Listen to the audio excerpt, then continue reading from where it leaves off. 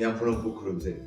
ꯑꯅꯧꯕ ꯆꯍꯤꯅ ꯂꯥꯛꯄꯗ ꯃꯤꯌꯥꯝ ꯄꯨꯝꯅꯃꯛꯇ ꯌꯥꯏꯐ ꯄꯥꯎꯖꯦꯜ ꯄꯤꯖꯔꯤ ꯂꯣꯏꯅꯅ ꯂꯥꯛꯂꯤꯕ ꯖꯅꯋꯥꯔꯤꯒꯤ ꯇꯥꯡ 20 ꯏꯔꯥꯏ ꯅꯨꯃꯤꯠꯇ ꯏꯁꯥꯅ ꯀꯨꯝꯖꯈꯤꯕ ꯃꯅꯤꯄꯨꯔꯤ ꯐꯤꯆꯔ ꯐꯤल्म ꯅꯤꯡꯉꯣꯜ ꯍꯥꯏꯕ ꯐꯤल्म ꯑꯁꯤ MFDC ꯍꯥꯏꯕꯗꯤ ꯃꯣꯕꯥꯏꯜ ꯐꯤल्म ꯗꯤꯁꯇ꯭ꯔꯤꯕ꯭ꯌꯨꯁꯟ ꯁꯦꯟꯇꯔꯗ ꯄ꯭ꯔꯤꯃꯤꯌꯔ ꯁꯨꯡꯁꯣꯏ ꯁꯣꯏꯗꯅ ꯌꯦꯡꯕ ꯐꯪꯕꯤꯔꯒꯅꯤ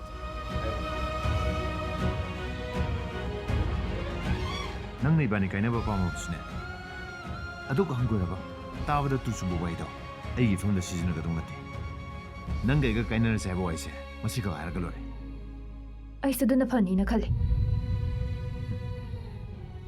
ꯐꯔꯦ ꯑꯗꯨꯗꯤ ꯉꯁꯤꯗꯒꯤ ꯅꯪꯒꯤ ꯑꯩꯒꯤ ꯃꯔꯛꯇ ꯃꯔꯤ ꯑꯝꯇ ꯂꯩꯅꯗ꯭ꯔꯦ ꯈꯜꯂꯣ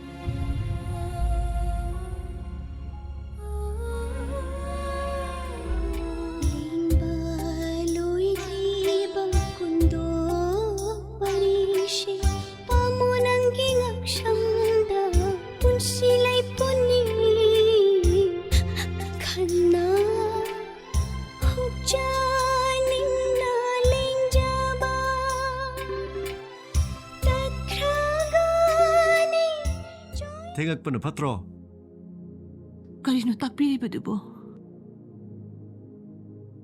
ꯊꯦꯡꯅ ꯍꯜꯂꯛꯑꯗꯤ ꯏꯃꯨꯡꯁꯤꯗ ꯉꯥꯡꯅꯔꯤꯕ ꯋꯥꯉꯥꯡ ꯁꯉꯥꯡ ꯆꯠꯅꯔꯤꯕ ꯂꯤꯆꯠ ꯁꯥꯖꯠ ꯑꯩꯅ ꯎꯕ ꯐꯪꯗ꯭ꯔꯦꯗꯅ ꯅꯠꯇ꯭ꯔꯕꯗꯤ ꯊꯃꯣꯏꯗ ꯑꯣꯝꯗꯅ ꯆꯥꯛꯂꯤꯕ ꯃꯩꯆꯥꯛꯁꯦ ꯈꯥꯡꯕ ꯉꯝꯂꯔꯣꯏ ꯑꯍꯜꯁꯤꯡꯅ ꯍꯥꯏꯅꯔꯝꯕꯗꯣ ꯆꯨꯝꯕꯖꯥꯠꯅꯤ ꯅꯨꯄꯤ ꯍꯥꯏꯕꯁꯤꯗꯤꯅꯦ ꯊꯥꯖꯅꯤꯡꯉꯥꯏ ꯁꯨꯡꯑꯣꯏ ꯑꯣꯏꯗꯦ ꯍꯥꯏꯁꯦ ꯀꯔꯤꯅꯣ ꯍꯥꯏꯕꯤꯔꯤꯕꯗꯨꯕꯣ ꯑꯁꯦꯡꯕꯅꯤ ꯂꯩꯃꯟ ꯅꯍꯥꯟ ꯃꯈꯩ ꯃꯤꯅꯣꯛ ꯃꯆꯥ ꯈꯥꯡꯉ ꯂꯩꯔꯛꯄꯗꯣ ꯃꯗꯨꯗꯒꯤ ꯍꯦꯟꯅ ꯉꯁꯤꯗꯒꯤ ꯌꯨꯝꯁꯤꯗ ꯂꯩꯕꯒꯤ ꯄꯥꯡꯒꯜ ꯂꯩꯔꯛꯇ꯭ꯔꯦ ꯀꯔꯤꯅꯣ ꯍꯥꯏꯕꯤꯔꯨꯁꯤꯡꯗꯨꯕꯣ ꯑꯩ ꯃꯥꯡꯒꯣꯝꯗ ꯊꯣꯛꯑꯦ ꯂꯩꯃꯟ ꯇꯨꯝꯗꯕ ꯃꯤ ꯍꯧꯗꯣꯛꯄ ꯂꯨꯏ ꯍꯥꯏꯕꯁꯦ ꯑꯆꯨꯝꯕꯅꯤ ꯑꯩꯕꯨꯁꯨꯅꯦ ꯄꯥꯉꯥꯡ ꯉꯥꯡꯕ ꯇꯥꯍꯟꯒꯅꯨ ꯃꯣꯕꯥꯏꯜ ꯐꯤल्म ꯗꯤꯁꯇ꯭ꯔꯤꯕ꯭ꯌꯨꯁꯟ ꯁꯦꯟꯇꯔ ꯃꯌꯥꯝꯅ MFDC ꯍꯥꯏꯅ ꯑꯁꯝꯕꯗ ꯈꯪꯅꯔꯤꯕ ꯑꯦꯄ꯭ꯂꯤꯀꯦꯁꯟ ꯑꯁꯤꯗ ꯂꯥꯛꯂꯤꯕ ꯖꯅꯋꯥꯔꯤꯒꯤ ꯇꯥꯡ 10 ꯏꯔꯥꯏ ꯅꯨꯃꯤꯠꯇ ꯃꯌꯥꯝꯒꯤꯗꯃꯛ ꯅꯤꯡꯉꯣꯜ ꯍꯥꯏꯕ ꯐꯤल्म ꯑꯁꯤ ꯄ꯭ꯔꯤꯃꯤꯌꯔ ꯁꯣ ꯎꯠꯆꯔꯒꯅꯤ ꯃꯌꯥꯝ ꯁꯣꯏꯗꯅ ꯑꯦꯄ꯭ꯂꯤꯀꯦꯁꯟ ꯑꯁꯤ ꯗꯥꯎꯟꯂꯣꯗ ꯇꯧꯕꯤꯌꯨ ꯑꯦꯟꯗ꯭ꯔꯣꯏꯗ ꯐꯣꯟ ꯑꯃꯗꯤ iOS ꯁꯄꯣꯔꯠ ꯇꯧꯕ ꯑꯦꯄ꯭ꯂꯤꯀꯦꯁꯟꯅꯤ ꯃꯅꯤꯄꯨꯔꯤ ꯐꯤल्म ꯆꯥꯎꯈꯠꯄꯗ ꯑꯗꯣꯝꯁꯨ ꯁꯔꯨꯛ ꯌꯥꯕꯤꯌꯨ ꯑꯃꯗꯤ ꯑꯗꯣꯝꯒꯤ ꯌꯥꯝ ꯆꯥꯎꯕ ꯁꯄꯣꯔꯠ ꯆꯪꯉꯤ ꯍꯥꯏꯕꯁꯤ ꯃꯌꯥꯝꯅ ꯃꯇꯝ ꯄꯨꯝꯅꯃꯛꯇ ꯅꯤꯡꯁꯤꯡꯕꯤꯗꯨꯅ ꯃꯅꯤꯄꯨꯔꯤ ꯐꯤल्मꯕꯨ ꯆꯥꯎꯈꯠꯍꯟꯕꯤꯌꯨ ꯁꯣꯏꯗꯅ ꯌꯦꯡꯕꯤꯌꯨ ꯅꯤꯡꯉꯣꯜ ꯐꯤल्म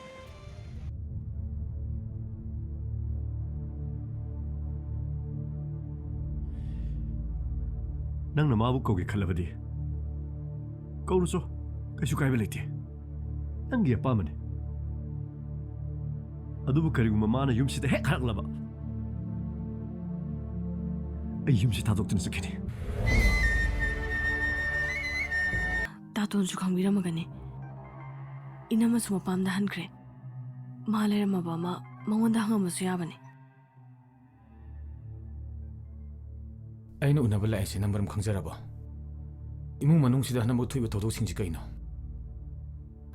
ꯑꯩ ꯀꯟꯐꯝ ꯈꯪꯗ꯭ꯔꯦ ꯃꯔꯝ ꯈꯔꯗꯤ ꯁꯣꯏꯗꯅ ꯂꯩꯔꯝꯒꯅꯤ ꯇꯥꯇꯣꯟ ꯑꯗꯨꯅꯕꯨ ꯋꯥꯊꯣꯛ ꯑꯁꯤ ꯊꯣꯛꯏꯅꯤ ꯃꯔꯝꯕꯨꯗꯤ ꯂꯩꯗꯅ ꯐꯤꯕꯝ ꯑꯁꯤ ꯌꯧꯔꯛꯂꯤꯕꯅꯤ ꯑꯗꯨꯃꯛꯄꯨ ꯇꯥꯃꯣ ꯁꯅꯥꯊꯣꯏꯒꯤ ꯂꯨꯍꯣꯡ ꯃꯀꯥꯏꯅꯤ ꯍꯥꯏꯕꯁꯦ ꯃꯁꯤꯃꯗꯤ ꯑꯩ ꯊꯥꯖꯗꯕꯅꯤ ꯑꯗꯨꯒ ꯍꯧꯖꯤꯛꯁꯨ ꯑꯃꯨꯛ ꯇꯔꯨꯕꯤꯅ ꯇꯍꯥ ꯑꯃꯨꯛ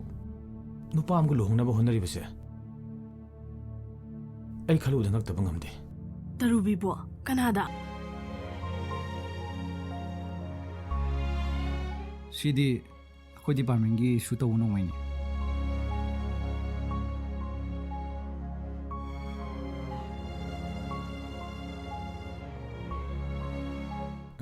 ꯆꯦꯈꯥꯎꯗ ꯍꯥꯞꯆꯜꯂꯨ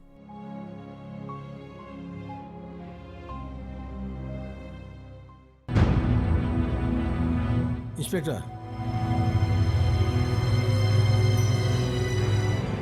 नोंगिन हाइबा निपा मचा अमा सिरमलिबदु 9mm बि नोंगै मरुना पानबु ओरमले मफमदुदा इन्वेस्टिगेशन तौबदा नोंगैदसु फंगले अदुदा यामना लुरिबदि नोंगै अदो डिपार्टमेंट असिना इशू तौबु ओरमले मसिदा नंग करि हनिबले नो कमेंट सर अदुदी नंगी सर्विस की नोंगैना कातुना हातपने हाइबगी चार्जसिदा नंग करि हनिबले मसिदा कछु हाइनिङा लेते sir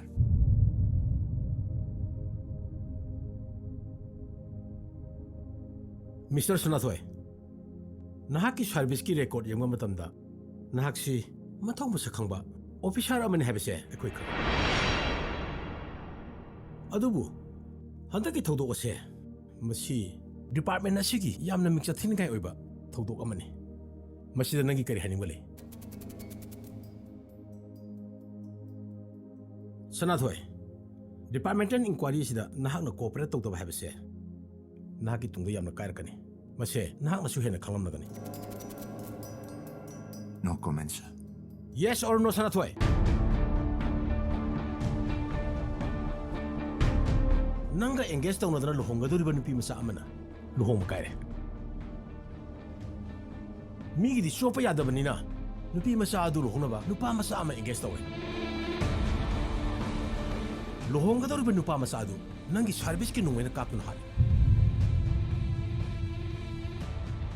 Masida nahaki na sangak thok sanana ba nahak kari shem sare. No comments, sir. You are a suspend.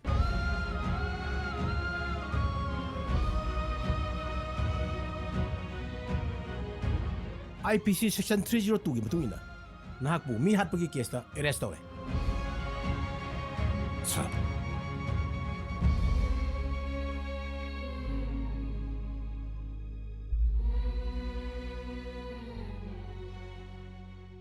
ꯍꯥꯏꯔꯤꯕ ꯐꯤꯜꯝ ꯑꯁꯤ ꯈꯛꯇ ꯅꯠꯇꯅ ꯑꯅꯧꯕꯗ ꯁꯃꯥꯗꯣꯟ ꯇꯥꯡꯒꯣꯏ ꯍꯥꯏꯔꯤꯕ ꯐꯤꯜꯝꯁꯤꯡ ꯑꯁꯤ ꯁꯨꯡꯁꯣꯏ ꯁꯣꯏꯗꯅ ꯌꯦꯡꯕ ꯐꯪꯕꯤꯒꯅꯤ ꯑꯩ ꯈꯛꯇ ꯅꯠꯇꯅ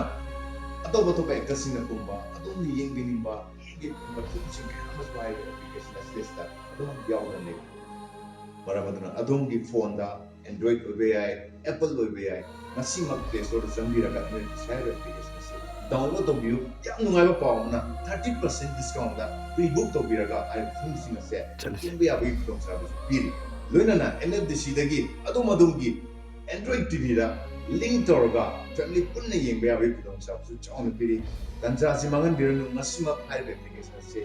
ꯗꯥꯎꯟꯂꯣꯗ ꯇꯧꯕꯤꯌꯨ ꯅꯨꯡꯉꯥꯏꯕ ꯃꯅꯤꯄꯨꯔꯤ ꯐꯤꯜꯝ ꯀꯌꯥ